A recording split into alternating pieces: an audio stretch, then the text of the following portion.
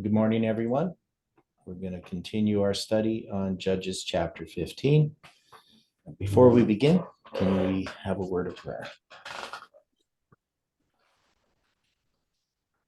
Dear Father in heaven, we are grateful for the time that we have each morning, thankful for this new week and an opportunity to study your word together. We invite your Holy Spirit to direct our minds, to enlighten us, and to strengthen us for the trials that lie ahead. We pray for each person that you can help them with their particular needs. And you know, Lord, the needs of this movement and the messages that you've been giving us. Help us to heed them, to take responsibility for our part in what has happened in this movement. Forgive us for our sins. Help us to trust in your righteousness and not our own. Be with us in this study as we continue to lay down the lines in the book of Judges. Correct us when we are in error and help us to see the things that are the most needful. We pray and ask in Jesus' name. Amen.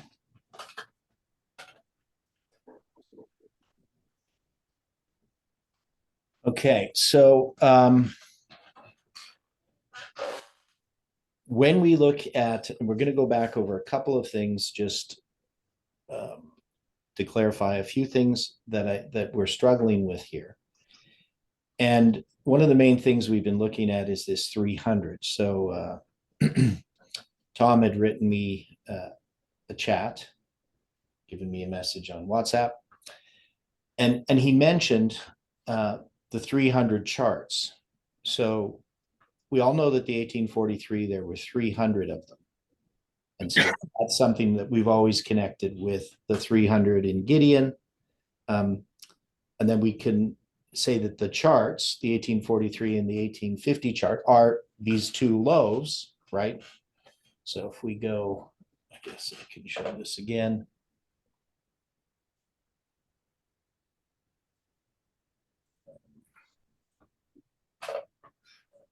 So we're looking at these first fruits, Collins and Odilio's presentations, and we're putting that as these two loaves, these offerings.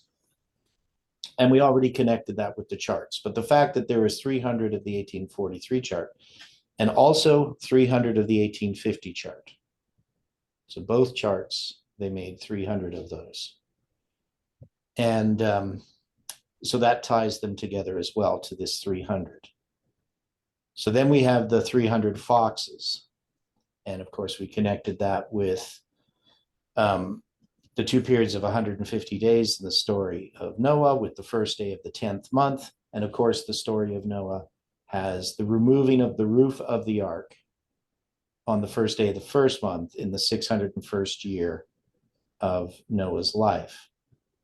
Now, so the fact that we have that first day of the 10th month and the first day of the first month, just as we do in the story of Ezra in connection with the divorcement, then when we look at this span of time that's given us in two different symbols, dealing with December 25th, 2020, and January 11th, 2023, which is coming up this week. We're still struggling trying to understand what this is. Now, if we connect it to the charts, if we look at these two loaves as these messages, and we connect it to the charts, and we see that Samson is going to, there's this, so what we did with the foxes, we said that these are false prophets. So we weren't going to turn those morally on their head as we did with other things, because we're taking these symbols and we're keeping these symbols consistent. That is, we don't see them as morally ironic. Right, so the foxes themselves are a symbol of false prophets. And the question is, how do we connect these? How do we connect the fact that there is these two loaves, which we are taking in a positive sense, Odilio study and Collins study, and yet where Samson is going to come and take these 300 foxes. So that is a false message. And basically, what does he do? Because this we still haven't really resolved on how we look at this. Because this is creating a chiasm, right? And this is, so this is the period of the divorcement. So the period of the divorcement is addressing these 300 foxes. That's how we're taking it. Is that where we would place those 300 foxes on the first day of the 10th month? We've discussed this before. So I know you guys have had time to think about it because we've been discussing it for a while. Is there something about the taking of Collins and Obilia's messages and putting them in the structures like we're doing? Is that what's being characterized by the story of Samson? That's one option.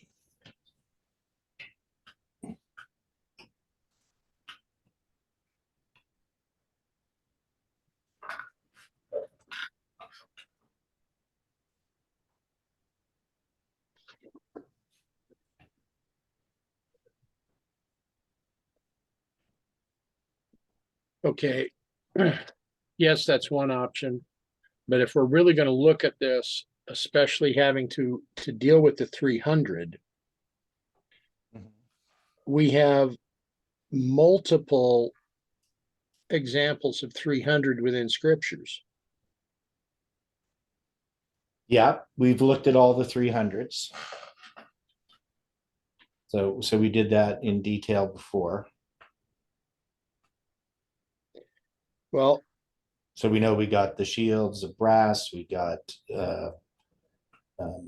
these 300 foxes, we have the story of Gideon, we have the 250-day periods in the story of Noah, which are connected to the first day of the 10th month and the first day of the first month in that context. We have Genesis 5:22, where Enoch walked with God 300 years. Yep, we have the 300 years of Enoch. Yeah. We have Ezra 8:5, where Shechaniah were 300 males. But the one that I'm looking at here, Esther 9:15. Okay. The Jews slew 300 men at Shushan. Yeah. Now, if we jumped into the New Testament, of course, we have Judas accusing his cousin of being exorbitant and making the comment that the ointment could have been sold for 300 pence. Mm-hmm.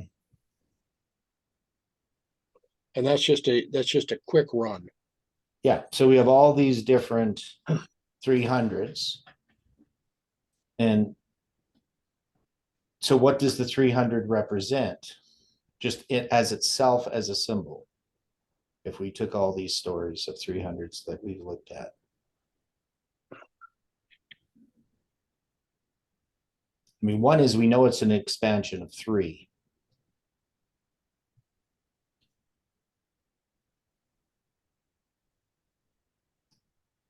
And so is 30, right?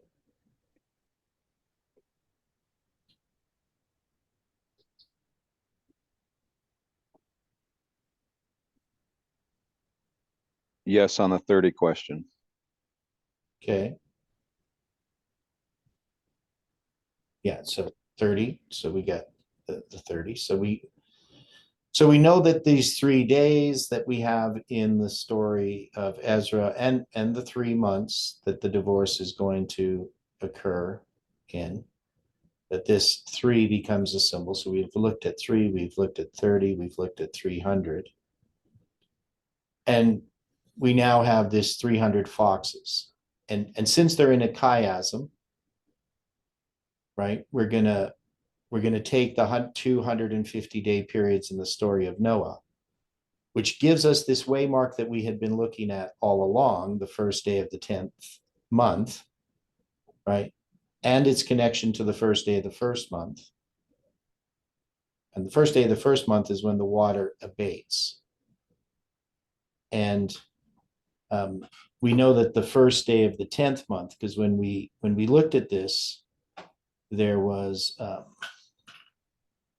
basically 30 days from the time that the water begins to abate to the first day of the 10th month, in which you see the tops of the mountains, right?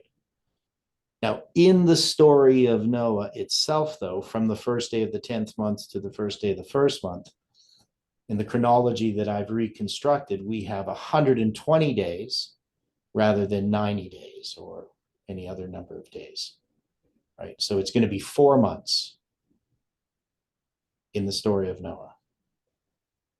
And so the number 120, what do we associate it with?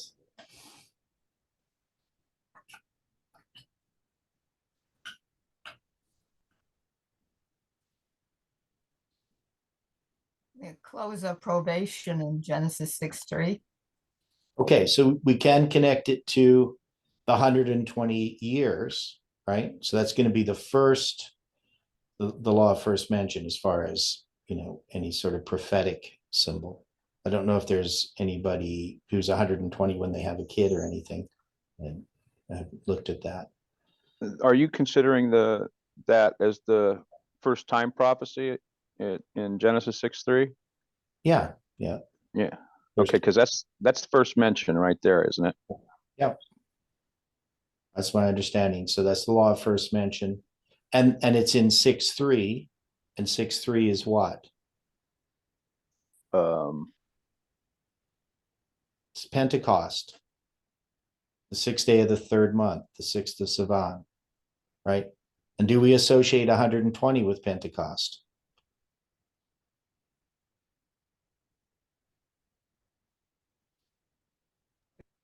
Sure do. Yeah. 120 in the upper. Right.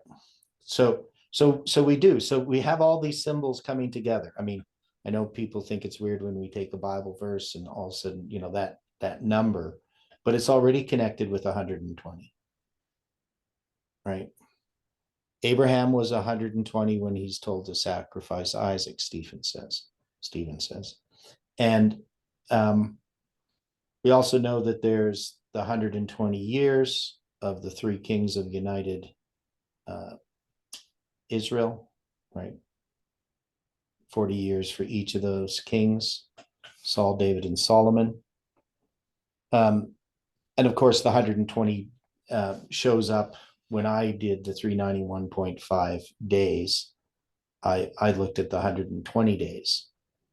And we also had I think it was an hour and 20 minutes, not 120 minutes, that Jeff presented on that 9/11 sermon that was closing Pentecost in 2017 and beginning Sabbath, but that was the 6th day of the 3rd month on the biblical calendar.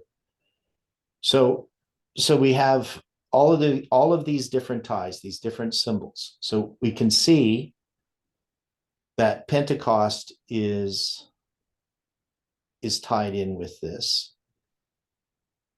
Even though we have 3 months, in the story of Ezra, and we have these symbols that bring us to April 5th, 2030, we also have, in a sense, the symbol of 120.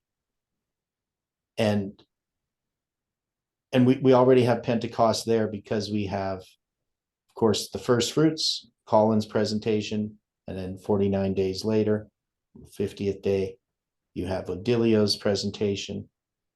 And so again, we're just keep tying these symbols together. We keep layering them on top of each other. What we don't have is a conclusion of what this means, right? So I've taken the position that Colin's and Odilio's presentations are these 2 loaves, which we can connect to the 2 charts. 120 loaves of showbread in Solomon's temple, Stephen says. So again, you have this symbol of 120 in connection with the loaves. That's the showbread, of course, not the Pentecost loaves, but still, they're still loaves. These ones are leavened. Now, if they're leavened, and this, I think, is the point that Tom was bringing out. If they're leavened, does that mean they have error attached to them that needs to be baked out?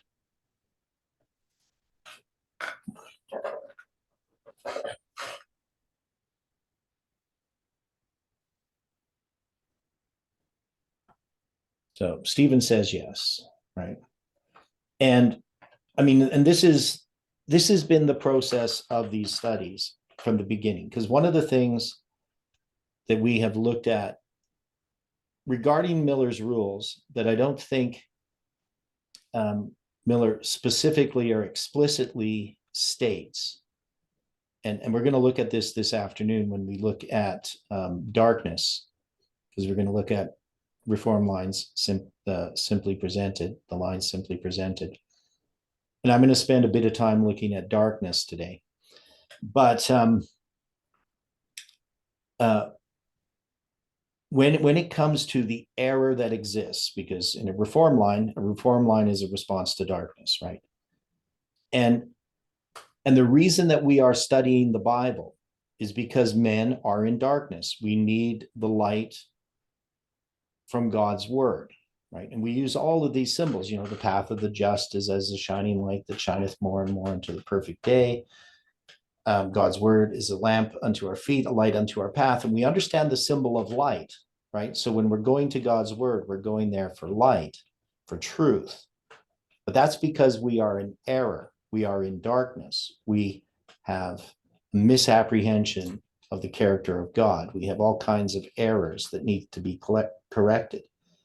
And this movement is a reform line. And remember, darkness goes all along a reform line. You don't get all of the darkness removed right at the beginning of a reform line. It's just that light is presented and light is followed, and God continually corrects his people, those that respond to the light. It's an increase of light. And when we look at what Colin and Odilio presented, one is we have to recognize the truth of it. That is, we know that it's not, and I don't believe that in any way was what Colin doing or Odilio doing coming from some kind of satanic spirit, that they're somehow in error where they're not following God. Right? Just because we have things in our thinking that's incorrect, doesn't mean we're not following God, because all of us have things that are incorrect, things that we constantly are corrected about. The question is, when light comes to us, are we going to respond to that light? That is the question. And Satan has done a lot over the past year and more to hinder the light by creating these problems within the movement. From my perspective, if I hadn't been interrupted in my questioning of Colin in that study on December 25th, 2021, and there's a lot of ifs. I mean, if we had decided to study together, work together on that Sabbath, that people had participated in all of the different studies that were happening instead of just focusing upon their own group.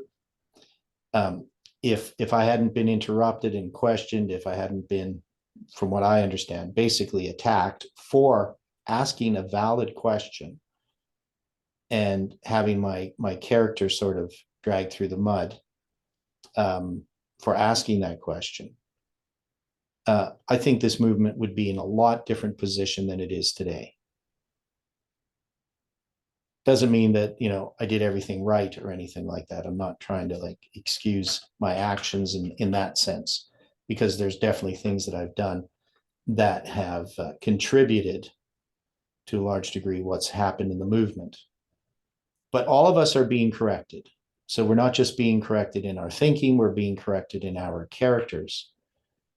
And so we know that if we had followed God's counsel together as a movement and spent the time studying what Colin was presenting and then what Odilio was presenting, and doing it in the manner that the Millerites did, we would be in a lot different position than we are today. But, those are ifs. I mean, we can obviously see that God has foreseen these things, and we can be thankful that he forgives us and that he continues to give us light. But I still think to a large degree that the light that we need is in these studies that Colin and Odilio presented. That there's something there that we haven't yet understood. Now, the error, from my perspective, is that they were drawing conclusions about what was going to happen when. And I thought that that was a mistake based on what God had already shown us regarding dates. But yet, we still have future dates, right? So partly in response to what happened is with Collins and Odilio's studies, is this development of this understanding of April 5th, 2030, which I think is what these studies actually relate to. That is, I think that the light that was given on these studies was meant for us to understand something about the future. Not that we're going to predict some event. I don't believe that we're now going to, somehow understand, what event's going to happen on April 5th, 2030 or anything like that. Because I still believe that until that date passes, we won't fully understand its significance. But I do think that we will understand more than we do now. But that there is something about what's here that is supposed to be healing for this movement. That is, this divorcement is not about divorcing, the different parties in this movement. It's not about a separation of people. It's about a separation of truth from error, or really error being separated from truth, to be removed. It's separating the precious and the vile from the vile, right? That's what I believe has to happen. And whether this date in its symbolic sense helps us to do that, which I think is true. I mean, I know that must be part of it, is it gives us a key to understanding the lines. But these 300 foxes, then, it must be taking something from what Colin and Odilio have presented and creating a structure. Here, we have the symbol of the chiasm being tied tail to tail with the torch in the middle. So we have the cross in the middle of a chiasm. So, I mean, that's at least a start. Do people think that that's the right direction? So what did you say 300 meant? Well, so we know that 300 relates to the 3 days, right? So the 3 days is the 3 days and 3 nights. That's the time that Christ, from the time he is crucified until his resurrection. So it relates at least to that, which of course is the center of a chiasm, right? The cross becomes the center of the 70th week. And of course, we know that this April 5th, 2030 date first came to us from studying the week of Christ. So 2018 is when I first had that first day of the first month. And so this is about the cross of Christ. It's about our experience. And so the 300, because remember with the 300 in Gideon, we had them divided into 3 groups, right? So those 3 representing the 3 days. And then we also have the idea that the center of a chiasm, which we get from the story of Noah, because you have the 300 days the water prevail, 150 days the waters prevail, and 150 days that the waters abate, making 300 days. And so the center of that is the center of a chiasm. So, and then we have also in the story of Ezra, we have these chiastic structures that are created in connection with the chronology of 457 BC. So the 300, I mean, as a symbol, if we were going to try to distill that down to a word, what would the 300 represent? We're just going to take 300. We're going to say, here's the number 300. It's a symbol. It's a symbol of what?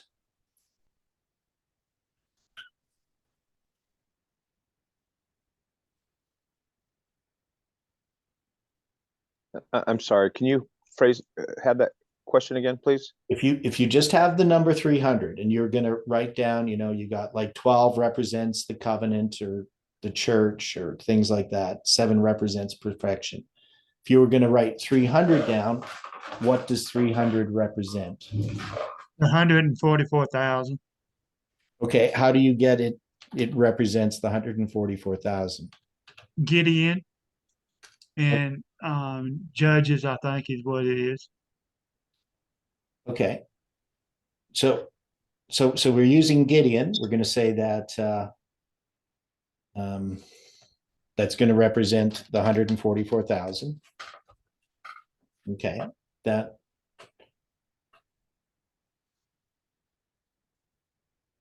Okay.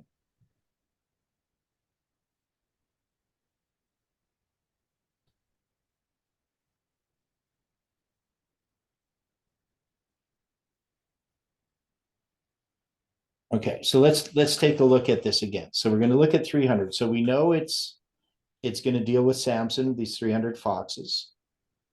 Now these are counterfeits, right? The false prophets. So, I mean, is this a counterfeit 144,000?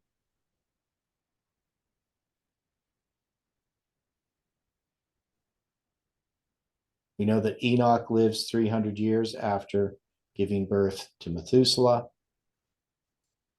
We know that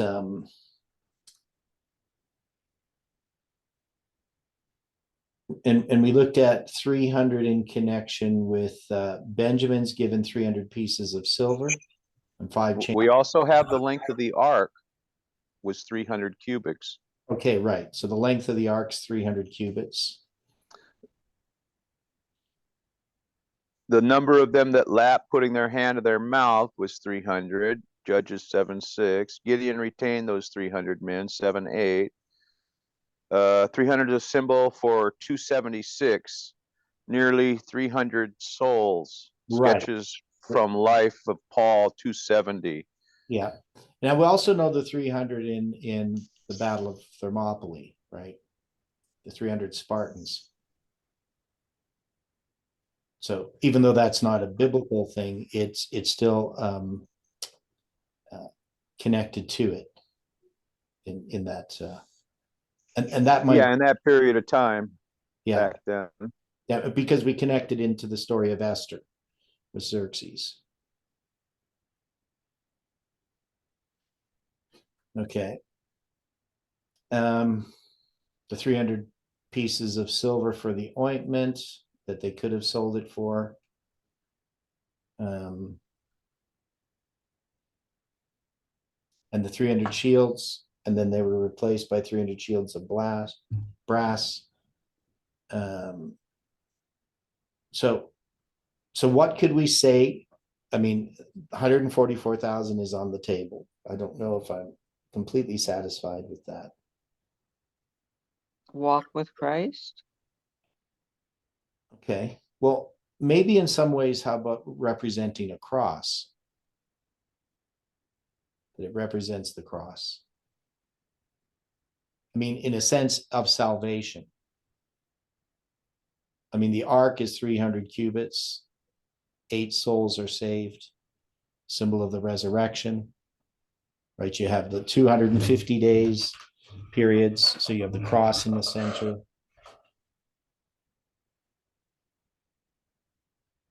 So, I mean, if you're going to look at the story of Noah and you looked at the 300 cubits of the ark, you would say salvation, right? I mean, so I can see that the 144,000 fit into that.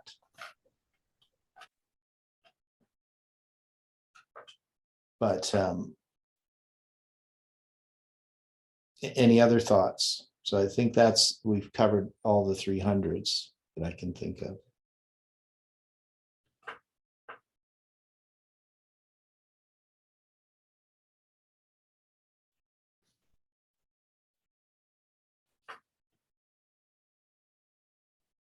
So what do you put on the symbol of 3? Well, the 3 is a completion, right? So it's you have it with the Trinity, with the Godhead, the trio, the heavenly trio, as Ellen White calls it, right? So the 3 persons of the Godhead, the 3 days and 3 nights. And at the end of that, of course, is the resurrection, right? Which is the number 8, right? That's why the ark with the 8 souls that are saved. But so you can't really separate 300 from the number 3.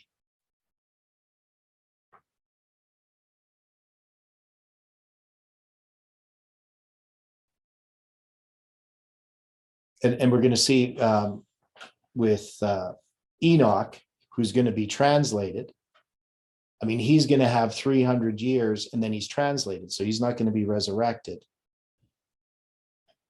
He's going to be translated. And there's 2 symbols there. Of course, he's 65 when he gives birth to Methuselah. So that relates to the 2520s, but also 365 years that he lives, which relates to the length of a solar year. And then the 300 years that he lives after he has Methuselah. So that with the translation at the end of it.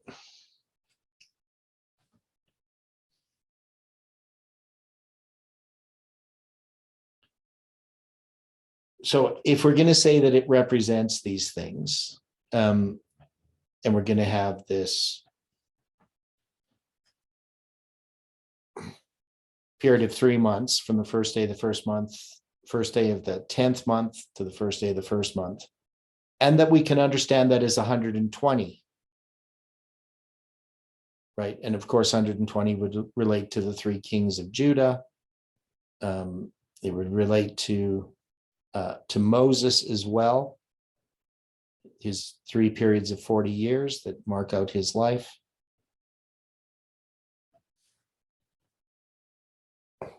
So what are we saying that's supposed to happen? I mean, maybe we can't say that completely yet.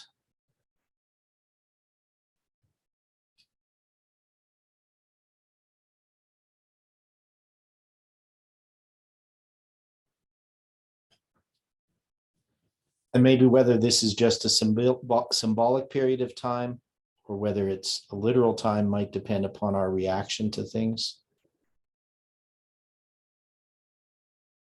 on how this movement progresses. That's an interesting concept. Well, in some ways, I mean, it's always that way, with prophecy. I mean, Christ could have come before this many times. And I agree. yeah, so, the way that I look at it, and maybe this isn't the best way to look at it, but God had raised up this movement for a purpose. And now we could think that this purpose is, like Tabo thought, we're going to have this new church and we're going to have this calling people out of the Seventh-day Adventist church, some really, really big thing. But, God sometimes does pretty amazing things just for a few people. And, this may be for us something that just applies to us, a small number of people that God has done all these things for and shown us all of this light in this movement, that this movement was maybe just for a handful of people. It's always possible. I mean, those people can be part of something bigger as time goes on, but God is preparing people everywhere in the world. If we are to believe that it's only, a few people here right now that God is working in their lives, because, we see all these numbers on these lines and think, well, God's definitely leading us. But we don't recognize that, there's 7,000 in Israel that have not bowed the knee unto Baal. God has people all over the earth studying and understanding truths that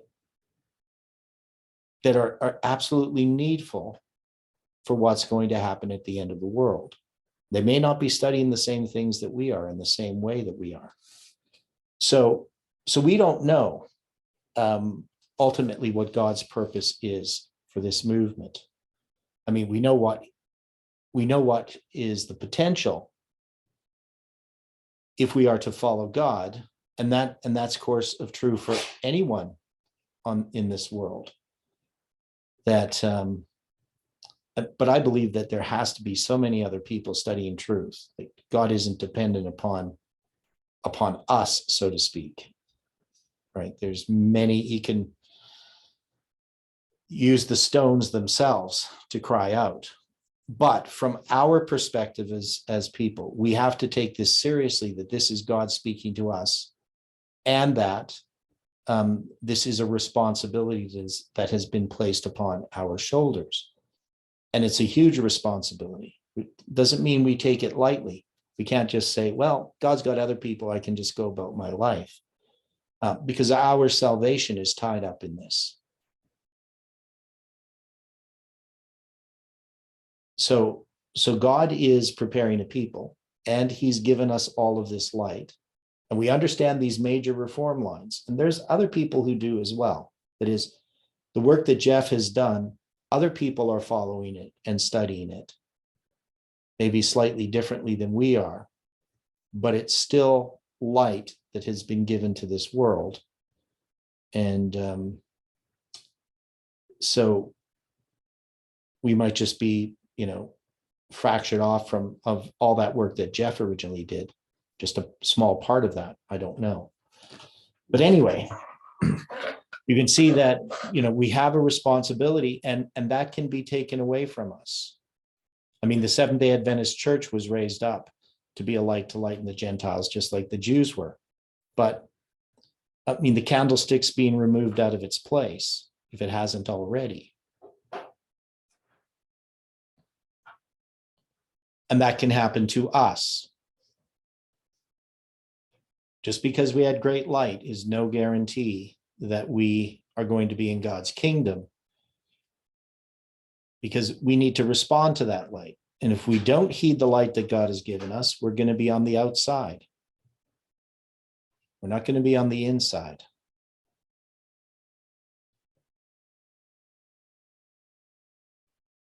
So the question is, what is this telling us? What we see in front of us. I mean, what is it telling you as an individual? What's God been telling you about what we've been studying?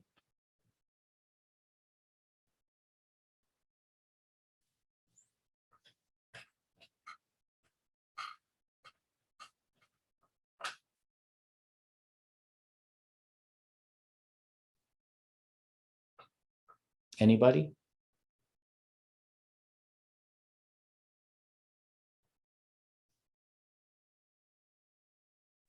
I'm sorry, Theodore. The question again? What's God telling you about what we've been studying? Not just on the big level, but, I mean, you don't have to be really personal about it, but just. Well, to me, this has been an answer to a prayer that I made back in the 80s.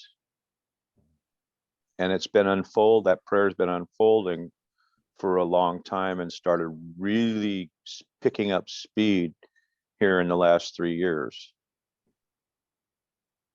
To me personally, what is it saying?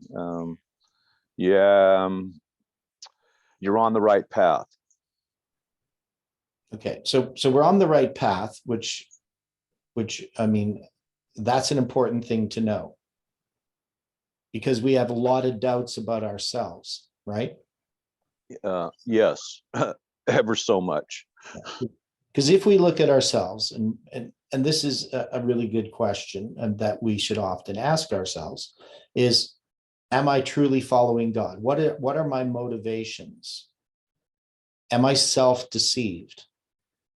You know, especially that comes to us when we're confronted with failure, whether it's, you know, on a personal level, you know, relationships, whether it's jobs, whether decisions that we've made have not gone the way that we've expected, with our relationships with the church, you know, with friends, all these types of things, that the hopes and dreams and plans and goals and all these things don't go the way that we expect. When life takes a turn, just as it did for Job, you know, it's extremely important that we question ourselves, what we believe, not in the sense of doubting God, but doubting ourselves. Am I truly following God? Do I understand the truth? So, I mean, in these crises that we have in our lives, I mean, that's often what drives us to be converted in the first place, is, where is my life going? What have I done? You know, how have I contributed to what's happening around me as I see my world falling apart? And that's, you know, going to be a little bit this afternoon dealing with darkness, because so if you take this idea that you had some reason you turned to God, some prayer that you needed answered, and then God responded, he responds with light, because you're in darkness at that point. Now, we haven't really put this here in the perspective of reform line, in the sense that when we go back here,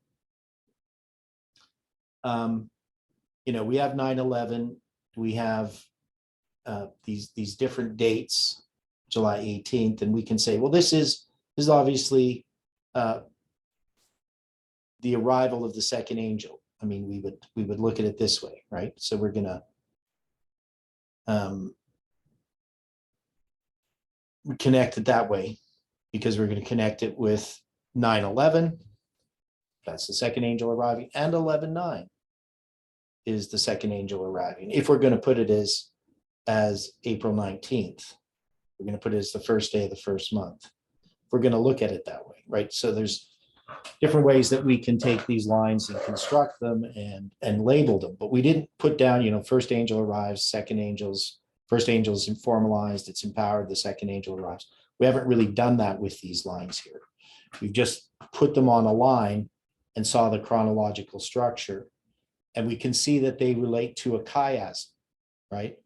So Judges 13:13, and then Samson himself, with July 18th being these 281s. No, and I probably could have even just, I don't know, I probably originally meant to do this 81 and 18, but there was two different ways in which Samson was 81, right? That is, we could take his name forward and backwards, you know, in gematria. So we could take In the gematria, the Right. forward and the reverse gematria, Right. So A is 1, which is uncommon, by the way. yeah, and Z is 1. What do you mean uncommon? That you're going to have one word being No, yeah, one word to be the same number, the same amount in both directions. right? Yeah, that would be very rare. I mean, I could probably calculate the odds of that occurring. You know, with a 6-letter name, I could probably figure it out if I wanted to, but I would tell you it would be very rare. It would not be something like, 1 in 12 or 1 in 100. It would be much rarer than that. So I mean, my guess is it would be at least 1 in 5,000, maybe. That's just a rough estimate, just doing a quick calculation. So anyway, so we have this thing about Samson, and it gives us this structure of this being this chiasm, the center of this chiasm, July 18th in both of these cases. And then chapter 15 is sort of an addendum to this, in the sense that we have this end part, but now it's going to expand a little bit. So we already with chapter 14 had arrived at these symbols, the 20th day of the 9th month, the first day of the 10th month, and the first day of the first month.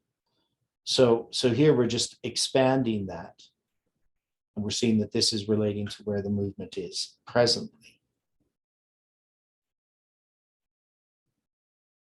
And, when we get to the end of January 11th, we have 2,640 days to April 5th, 2030. And we're going to, on January 11th, have our 264th study in this series. So we have all of these symbols. And so we can now say that on a personal level, we have had this darkness, and now truth is being presented to us. But we also have this symbol of the false prophet. And now we're just saying that Samson is exposing something here. Right? That's the role of Samson, is to bring light to this movement, right? That's what he would symbolize. And he does this when he takes these 300 foxes and ties them tail to tail. So I know, so to go back to the question, I mean, because we look at a personal level, we can say that, as Ron says, it's an answer to a prayer from years ago. And Adventism has been, for me, understanding the prophecies, praying that, I could understand the book of Revelation. And that that we're on the right track, but that right track also exposes the fact that we are on the wrong track. At least it should. It should show us that we need to be corrected.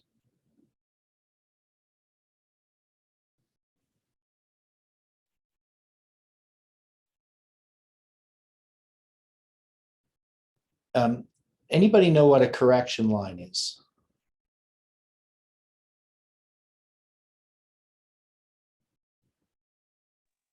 Enlighten me. Okay, so in Alberta, we have the surveyors have surveyed the province of Alberta, and we have a thing called a township. Now, a township is 6 miles by 6 miles. So there's these roads that are in a perfect square. It's just like the Babylonian magic square, right? So we all know what that is. The numbers 1 to 36 arranged in 36 boxes in this 6 by 6 squares, in such a way that each row adds up to 111. And so you have the number 36 symbolically representing 666. And this comes from, of course, Babylonian astronomy, because they divide the heavens in different ways, but they connect it to the number 36. So even though there's 12 constellations or whatever that is the signs of the zodiac, they're still divided in each one of those 12, they divide them into 3 so that you have 36. And And that's why you have 360 degrees in a circle, of course, because there's a decan, at least that's the Roman name or the Latin name, for the idea of 10 degrees. So 10 degrees is a decan in a circle. And that's why there's 360. There's 36 decans. So the sky is divided in that way, or the horizon is. So, so this Babylonian idea of 666, right, comes to this number 36. So anyway, that's a bit of an aside, but Alberta is divided into these townships.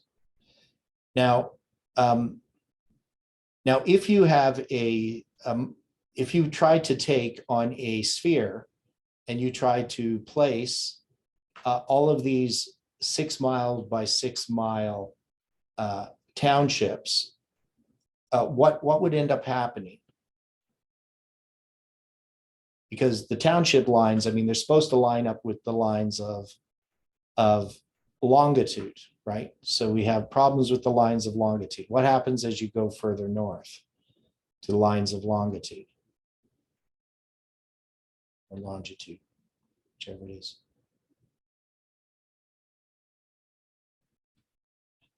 So when you go further north, what happens to these lines?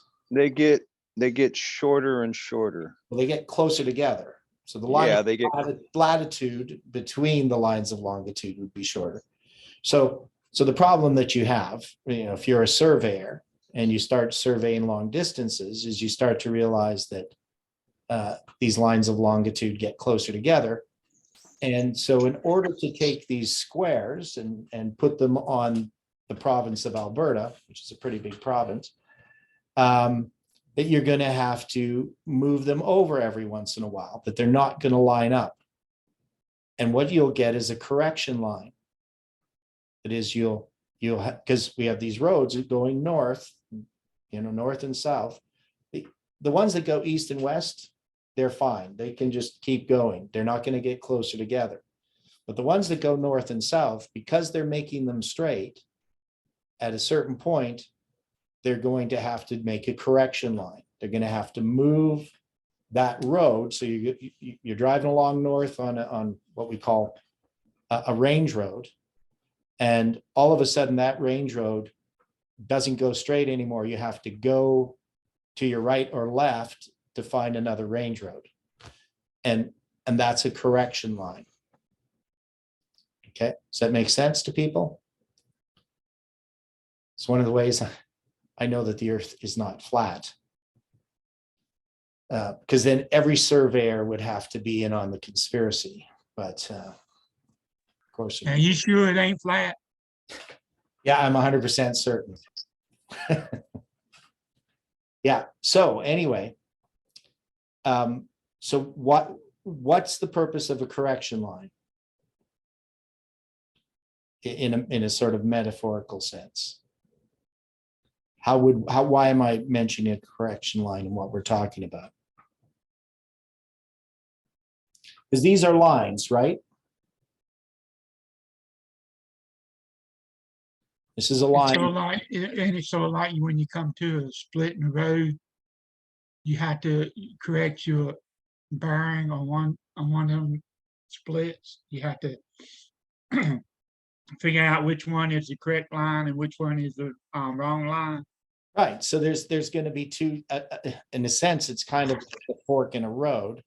Because if you go one way, so let's say I'm driving on Township Road, 14 or Range Road 14, right? I'm going north on Range Road 14, which I've done. I used to live on Range Road 14. Now, when I will all of a sudden come to a T intersection and there's a correction line, usually it doesn't even tell me which way I need to go in order to get to Range Road 14. Sometimes it does. Normally you just drive along and all of a sudden you got a T intersection. Now you could use Miller's vision about the bear and the dog, where he was had to take that journey and he had it come to a split in the road. Okay. Okay, so the partition that encloses the temple court is a total of 300 cubits. You're talking about the sanctuary, the tabernacle? This is chapter 27 of Exodus, Yeah, so it's the tabernacle. and they're talking about the tabernacle. Yeah. And this is the hangings that surround the court is 300 cubics. It's 100 cubics in one direction, 100 cubics on the other side, and 50 cubics wide on both sides. So the total is 300. I thought I remembered hearing something about 300 before, Yeah, or you did. totaling it up 300 before. Okay, so so just a little bit here. I just went to the website, Alberta Land Surveyors Association, and they got what a township is. So I'll show you this here. So here's the township layout in Alberta. So you can see the 36 squares.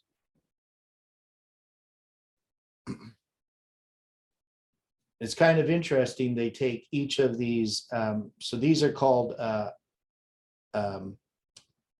section, and then each section is divided up into quarter sections. So people often, would get in their, when they got their, what do they call it? They'd move here originally, and they get their, I can't think of the word. Anyway. No. They would get their land apportioned from the government. There's a word for it. Homestead, it would be called a homestead. So people would move to Alberta a long time ago, 100 years ago or more, and they would get a homestead, and the homestead would, in order to keep that quarter section, you had to clear 5 acres and build a house. That was, Build a structure and keep some portion of it clear. Yeah. Same as in America, they had that in the early Right. 1800s plus. It went on beyond that. Yeah, here was 5. You had to have 5 acres cleared and for your land, for your house and farming, and then you could keep your homestead, right? And then it's kind of interesting that they could divide this into 16, right? Now there's all these different types of lines here, which I don't understand everything here in this picture, but so they also have things called baselines. So it says townships are laid off their prescribed width along baselines running between the initial meridians. A baseline is a line approximating a latitude circle from which townships are projected north and south to the correction lines to be defined later. See figure above to the right. Baselines are 4 townships apart. The international boundary is the first baseline. The second baseline lines between townships 4 and 5. Third baseline between townships 8 and 9. So I've never looked into this in so much detail. And then it talks about a correction line. Correction lines are east-west lines midway between baselines. So actually it's the correction line is where that range road is going to move over. So you have this correction line, and then they're going to set those. And let's see if we can see here. So you see how these correction lines goes. So you're going to have a correction line, and then you're going to have, and these are our townships here, right? Each of these squares. So you can see the 1 to 36 here. And so you're going to have these correction lines every once in a while. And what you do is you turn to the left. So you just have to know if you're going north. If you're going south, you're going to turn to the right. And it's just going to be this little stagger of these roads, right? So you're going north, and you need to know that, because if you want to go to, that's why they don't put the signs there generally. Where I used to live, Warburg, the Warburg itself, the town of Warburg, let's say this is number 6 is Warburg. That's the town. It's actually a whole section. And this Highway 39 goes along here. And then there's this other part of Warburg that's on another section. So you got these two sections. And you're going north on 770, right? And then you have to turn left, go a little ways, and then you can go north again on 770. So you have this this correction line. So Highway 39 is, in this part of it anyway, is a correction line.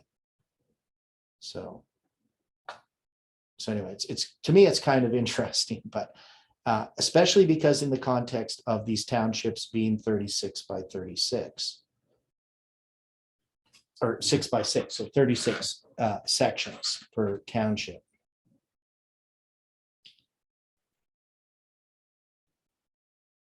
Okay, so I'll go back here. So it looks like there's some comments in the chats. It's okay, these are things, yeah, read some of them already. Okay, so now we go back here. And I brought up a correction line because is this in some ways a correction line? What we see here in this part, and do we see the staggered line? December 25th to January 11th. Do we see that as and even the two messages, the 49 days, the Pentecost apart? Or maybe I'm just, a little too imaginative here. But can we see that this has been given to us as a correction line, so to speak, metaphorically? Because this is about the Sunday law, right? The 666. Am I drawing too many things in here? Am I being too abstract? Not really. And is it a coincidence that I did a search just a few minutes ago and got that length of the 300, and the response was 66 hits on that particular. We get things from the most weirdest places. I seem to recall somebody saying this the other day, is that we get inspired from some of the weirdest things that happen. Yeah. So what you see, I can see. It's a weird thing that you come across, and yeah, it's a way to relate it to this particular example. Yeah, and I can kind of see what you're actually talking about, or where, after you've given that little, I was just about ready to go, well, what's your purpose of telling us this? And then now you've shown us. Yeah, to me, it's not a stretch. No, because this relates to the Sunday law, relates to this Babylonian system that God is in conflict with. Let's put it that way, right? Right. And so we have been talking about the Sunday law. If you look at the pandemic, it's a type of the Sunday law. We have the 20th day of the 9th month, December 25th, 2021, which we marked as the Sunday law. And we had a certain way of thinking about these things, right? That is what we thought was going to happen with July 18th.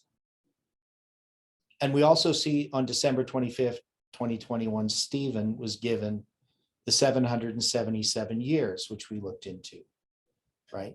Relating to 457 BC to 321 AD.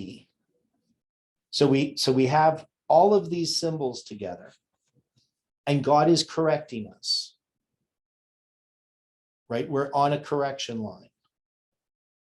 So we're on the straight and narrow, but if we keep going straight, the way that if we're persistent and think that I have to just go straight, well, we're going to just run into a ditch, into the field, right? So God has to bring us, because we're in this Babylonian system, this world, he has to correct us. right? Because we have wrong thinking. Right? So, I mean, there are different ways people can take it, Yes. just in an analogy, but it's an analogy that I think is meaningful in its symbols.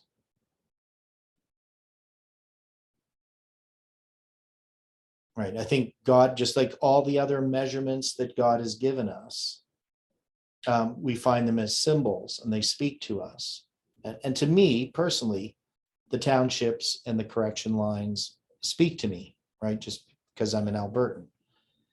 And so I understand these things. I know these things exist, and I can see their connection to the Sunday law. So we need to be corrected. This movement needs to be corrected as far as understanding the Sunday law. And we have this counterfeit, right? So remember, one of the things that happens is they offer, when Samson goes down to Timnah, he gets offered the younger daughter, right? Which we say is representative of the Omega, right?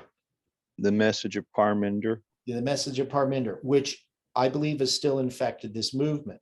That is, we have a way of thinking and studying, even though we rejected Parminder, we were able to resist that. But Parminder's message actually appealed to human nature. It appealed to our Babylonian way of thinking. And, one of the things about Parminder's message is that, okay, I'm going to ask it this way. Was Parminder opposed to conspiracy theories? Parminder and Tess.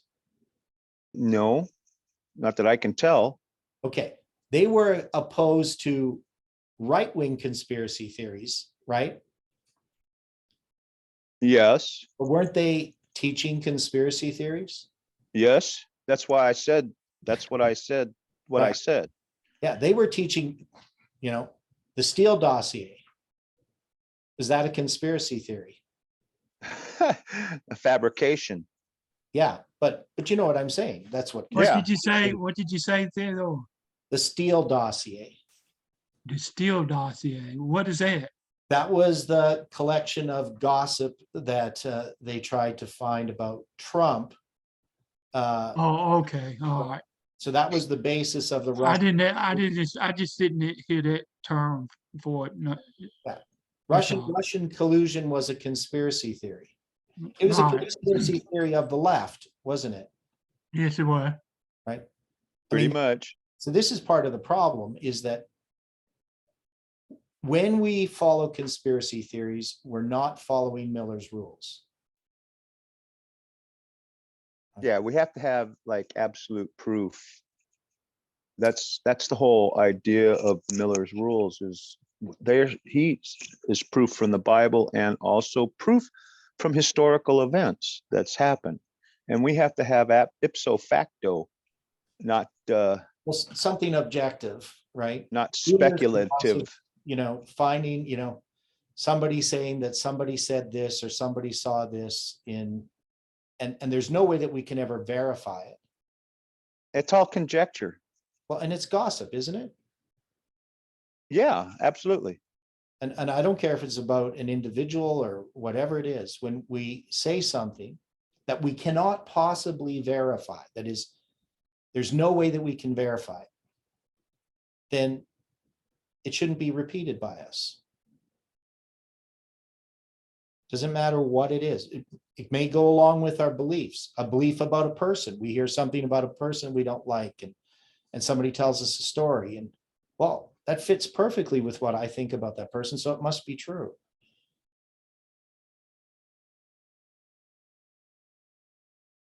Yeah, so Isaiah 7 verse 4,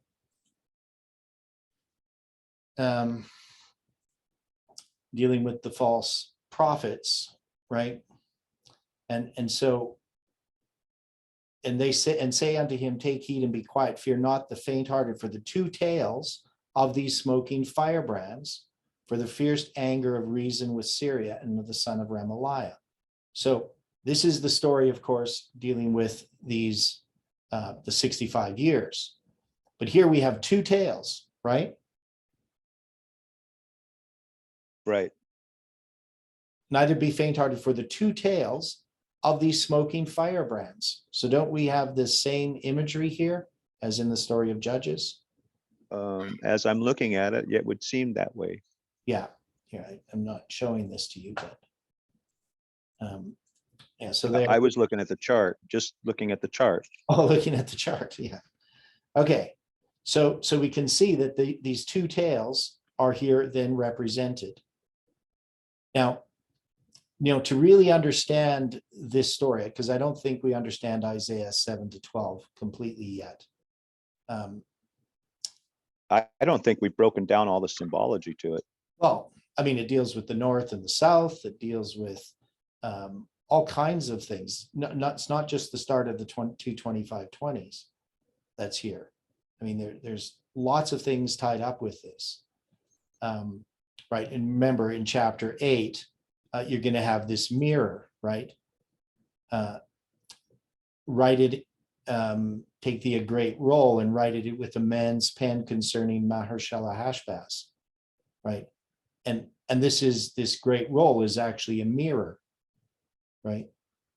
So this roll, That's what the Hebrew tells us.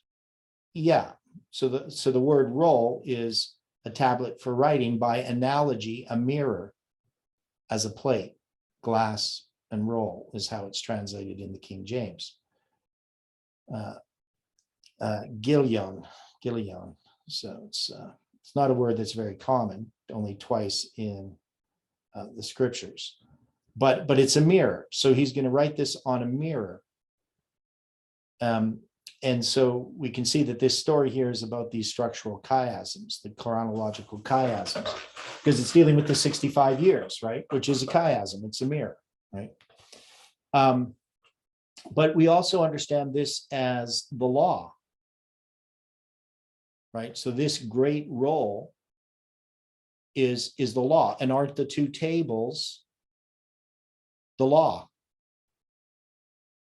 Yeah, the two tables are the law. Right.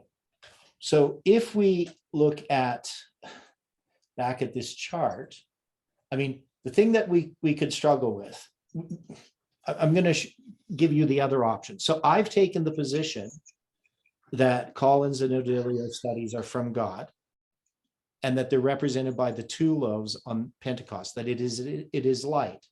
Now, somebody could take it that these are just error, right? Somebody could take it and say, well, Collins and Odilio studies are just error and Yes, a misuse of the biblical chronology. I don't would take, be easy to do. yeah, and I don't take that position because one is I have a great respect for both of them. But the other thing is the lines show us that they're part of this structure, and that really that this is about us being corrected. So the conviction that comes to me in these studies, so here's how I judge whether something's truth or not, is am I convicted by it? Right? Error never convicts me. Maybe that, some people wouldn't think that that's a valid thing, but truth always presents a cross. Error doesn't. The one thing I have against conspiracy theories is any person that I know that has been involved in them, I've never seen the conspiracy theory bring a cross to that person in the sense that it's always a self-justifying belief. So when you come into contact, when I saw Collins' study, I knew it was truth because of the conviction it brought, and same with Odilio's study. It exposed to me my weakness,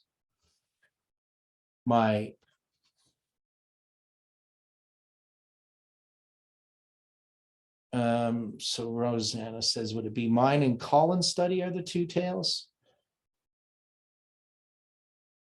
Okay, so in trying to answer her question, so because we look at the two tales and we can just say these are false prophets, There's the two tails of these smoking firebrands, right? So somebody could say, well, that's Colin and Odilio's presentation because both of them are bad, right? And we could say, but if we connect it to the 300 foxes and we know that the work of Samson is taking these 300 foxes, so the symbol of it, but it's the tails of these two smoking firebrands, if you want to put it that way. But this is something structural, right? That is, what we're seeing here is prophecy. Prophecy is being presented to us. And the question is, are we going to separate the precious and the vile? Are we going to be able to recognize the light that God has given us? So if I'm going to evaluate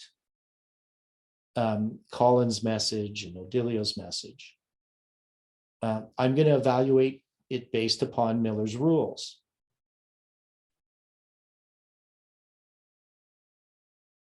Now, I know because there's a conviction that I need to follow Miller's rules. So what a conviction does is it's not the ultimate evidence of anything, but it drives me to God's word and to prayer, to self-examination. And I still believe that when we look at what was presented, that there is light there that we can't just dismiss because there was some error mixed with it. That error is something that this movement inherited from Adventism, but it even goes further back. I mean, it comes from Babylon, it comes from our education. And this movement directly was infused with this error by Parminder's teaching. He mixed the truth and error together. And there are still many people who, whether they, they rejected Parminder, what he was saying, but they still rejected it while accepting the premises, right? So This- we Yep. know that we know that that Satan interjects error into truth so that we will discard all of it, basically. Yeah. We know that. So that tells me that there is truth in there to be discovered. So we just need to be able to discern, like you said, like that verse said, we need to be able to discern the error, or what did you say, the precious. We need to be able to separate the precious from the vile. Yeah. And so this is all that we're doing at this point. It's an exercise, and we're going to be using Miller's rules to separate the truth from the vile. Mhm. That's all. Nobody should take offense to that, because this is what we've been told to do. Mhm. Now, it seems as though that Collins was the one that came up with this on his own, right? Well, I believe God gave it to him. Well, I know God gave it to him, but he basically did this study on his own and Mhm. came up with this. And if what I can tell, Odelia was pretty much the same way, right? Yeah, he's just studying on his own, and then he noticed. We know God uses these guys to show us things, but we just have to. Everybody has to get together and look at this so we can discern the vile from the truth. Mhm. That's all there is to it. So we've seen a few errors. I wasn't so hip to them at the beginning because I hadn't actually read Collins' study. But once you had expressed with certain disagreements, and then the level of resistance from your interviewing questions set my my meter off. And so I finally went to you to see what it was that you'd seen exactly. I'd been hearing you, but I got to tell you, sometimes I don't catch things that you throw out there. that, that April 5th, 2030 date, I didn't never know how the heck you came up with that, bro. And it was just a couple of days in that number 260 that I actually figured it out. You know, so, I mean, things come to us in the speed that they do, Yeah. you know? We're And the- not all And the time we on the need same to. pack for sure, on the same Yeah. track. We just get together so we can kind of get to that same point, you know? Yeah. Again, it's been, you've been talking about this 2030 date for quite a while, Well over a year. well over a year. And I'm just now figuring out how you actually came up with it. Yeah. I mean, you know, you spelled it out and I actually, Yeah. you know, read it and seen it, but it took me to read it, to see it and go in, no matter how many times I've heard it. It took something to trigger it. I call that, you know, God kicking my butt. Yeah, well, okay. So anyway, so we know that we have this, this truth and error mixed. And the question is, are we going to throw the baby out with the bathwater or not? Are we going to see in here that there is something very, very precious?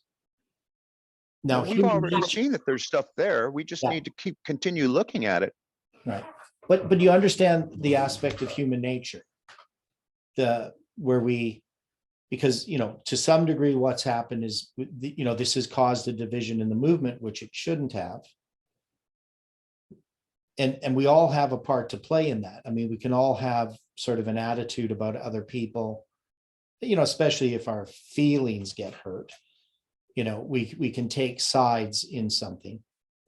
And when you get caught up in a dialectical environment, that is, what ends up happening is, in order to win a debate, not necessarily with the other person, but just even in your own mind.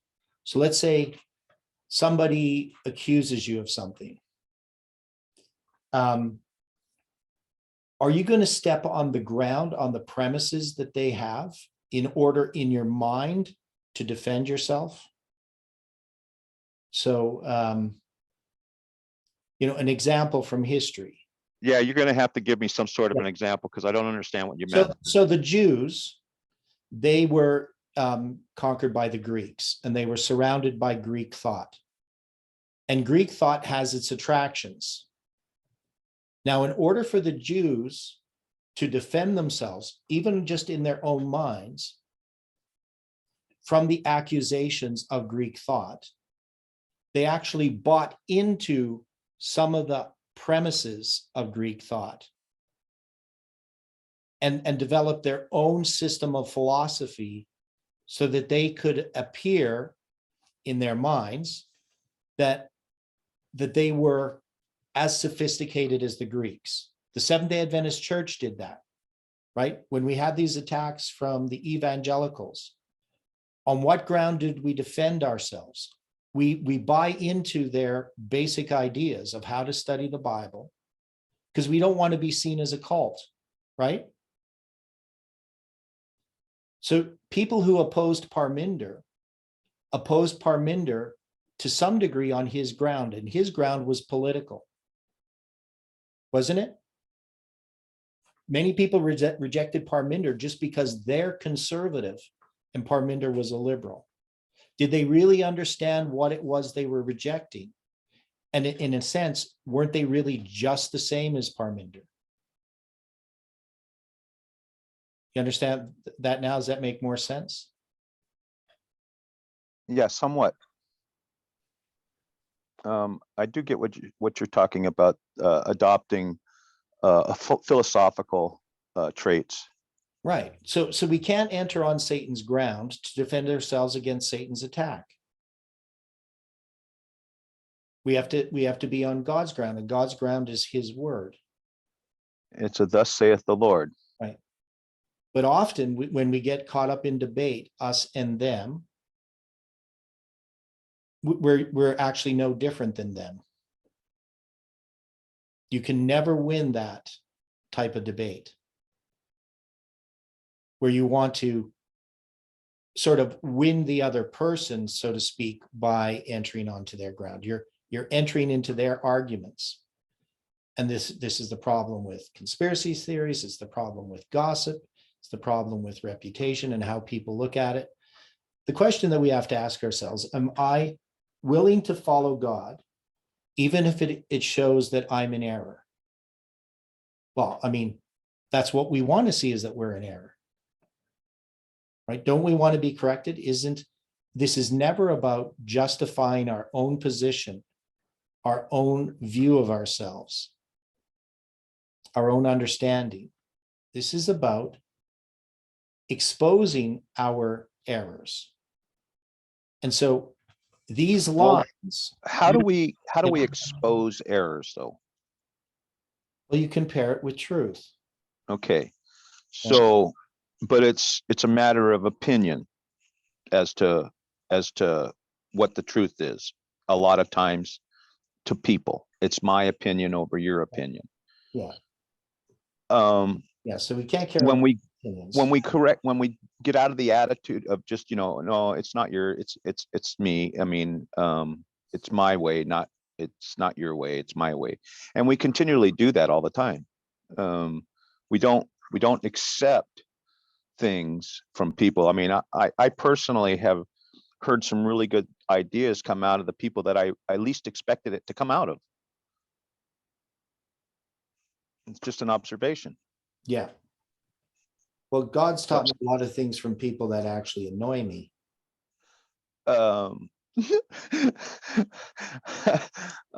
Yeah, okay. I mean, you have actually made that statement before, and when you're talking about that lady and you're, But The- lots the of wa- situations. I mean, it's not just, I mean, there's lots of situations, because pretty much almost everybody annoys me. So well, I'm not joking. I'm telling you the truth. I could easily be annoyed by other people. And no, I feel you, bro. I mean, I'm just, Yeah. not too many people actually will confess stuff like that. So, I'm a little bit impatient. I mean, I'm a very patient person, but in certain situations I'm impatient. So so I can be annoyed, but I've learned that I when I feel annoyance, that just to me is God telling me, okay, pay attention. Right? right? Something you need to pay attention to. And If this is annoying you, you need to pay attention. yeah, I hate changing the subject for a minute. But in chapter 18 of 27, Exodus 27, verse 18. yeah, verse 18. Is that where you got the 300 from? Yes, So what you do, you added, it was 2 times the 100-foot length right, and 2 times the 50-foot width, or All right. 50 cubic width. Yeah. all right, I just gonna make sure, but you had the 5 foot. You got 5, let's see, Yeah, but that's just other measurements. Ignore that. okay, That's just Okay. dividing things up with the curtains and stuff. okay, I just checking, I just making sure. Yeah, the curtains overlap in the front of the sanctuary. But I think that's what you're referring to, if I'm not mistaken. But the width Yeah. is still 50 feet, Yeah, or 50 cubics. yeah, Yeah. Okay, I appreciate it, thank you. Yeah, the Yeah. door or the entry was a separate dimension, I think. yeah. Because there's. I think it was 10 cubits, wasn't it? Yeah. I But think it anyway- was 10. But anyway, the point we kind of have to end here. So we've just addressed this 300 a little bit more in depth. There's probably still more that we don't know. But I would say that we're in a correction line, that this line here is meant to correct this movement. I'd like to just one more little observation I made while I was doing that, the 300 search. Yeah, Did you notice the dimensions of the ark? 300 by 50 by another. There was one more measurement. It was the height, and it was 30. yeah. Is there something there 300, 50, 30. I never noticed it before, but since we've been dwelling on numbers for a while, I just, it just, you know, it clicks. Okay, well, I don't know. I don't know what you're seeing. I mean, I know those measures. 50, what's the 50? We've just been studying this. Pentecost. Okay, and so what's the 300? Okay, the 300 foxes or whatever, And what's the 30? the month. Mm, mhm. Okay. So, I mean, it's just an observation that just smacked me in the face again, just now. Okay. Would that 300 be, wouldn't it be also the 444,000?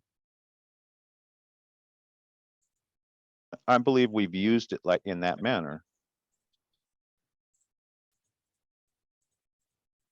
I mean, you When we said were talking foxes, the about 300 Gideon. foxes. The 300 foxes is false, right? Yeah, What this, would- yeah, this is, what- we're taking this as a false message. I mean, a part of the false message, right? Because we're connecting it to this structural chiasm and that this is meant to correct us. Right. But Remove would from the us- would the ark be a false message though? No, because it's not a fox. It's not the 300 that makes it false. Oh, It's the fox. okay, okay, Yeah. all right. Okay, well, we're going to close with prayer. Dear Father in heaven, thank you again for this study and that we could spend time examining these things. Be with us this afternoon in the study as well, and continue to teach us. Be with each one. May your angels watch over us, and that you can bring us together again to study your word is our prayer in Jesus' name. Amen.